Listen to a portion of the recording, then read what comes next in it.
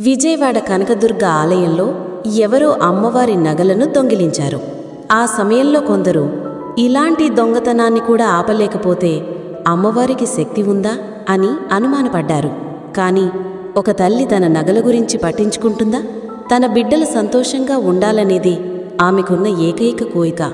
ఒక బిడ్డ ప్రేమగా నగలు సమర్పిస్తే నా బాబు ఎంతో ప్రేమతో ఇచ్చాడు అని తల్లి ఆనందిస్తుంది. ఇంకో బిడ్డ వాటిని తీసుకున్నా అతను ఆనందంగా ఉంటే చాలు అని తల్లి క్షమిస్తుంది. కాని ఇదే సమయంలో ఒక మాట మరిచిపోవద్దు. అమ్మవారు క్షమించినా కర్మ మాత్రం క్షమించదు. ఆమె మనలను వదిలిపెట్టినా మన తప్పులు మాత్రం మనల్ని వదిలిపెట్టవు. కర్మకి జాలి దయ అనేవి ఉండవు. అందుకే అమ్మ క్షమిస్తుంది అనే నమ్మకంతో తప్పులు చేస్తూ ఇతరులకు హాని చెయ్యకూడదు. ఆమె తల్లి, కాని ధర్మాన్ని కాపాడే ఆదిశక్తి కూడా.